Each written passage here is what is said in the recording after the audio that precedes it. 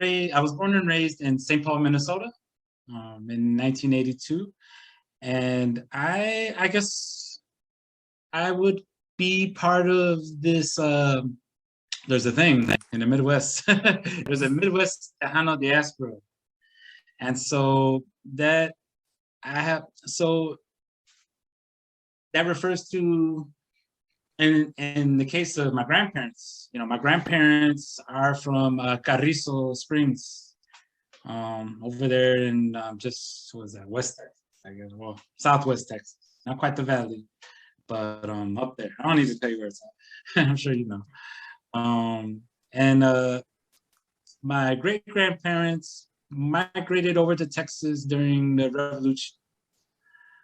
So both of my grandparents on my mom's side, and that's the only set of grandparents I know, were farm workers in Carrizo Springs, and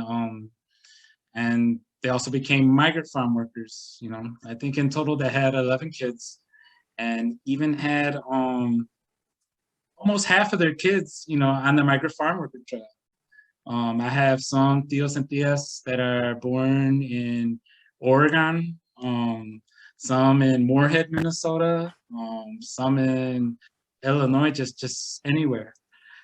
And they chose to settle in Racine, Wisconsin, which is pretty much just south of Milwaukee and just north of Kenosha, and right on Lake Michigan in the mid 1950s. Doing migrant farm working there, and then they decided to settle and stay.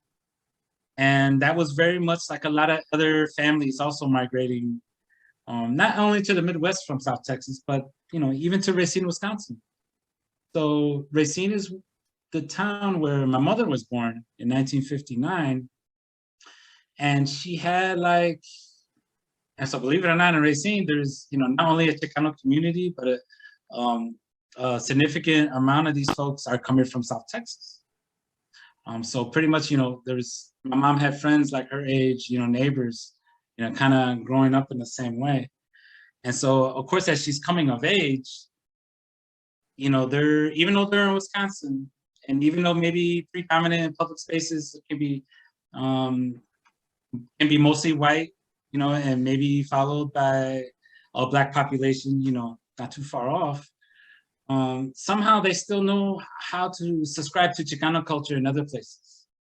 So if that meant following what was popular coming out of LA, that would make like a national anthem, on the radio, bands like Santana or Malo or Linda Ronstadt even. But they were also subscribed to Tejano music culture as well. They did know about, Agustin Ramirez, Sonny and the Sunliners, Steve Jordan, and there would still be stewards in the community that were able to book shows for those Tejano artists to perform in Racine, Wisconsin. So, a lot of folks around there, especially the Chicano folks, a lot of them were from Texas, and they subscribed to whatever was happening, with Tejano music.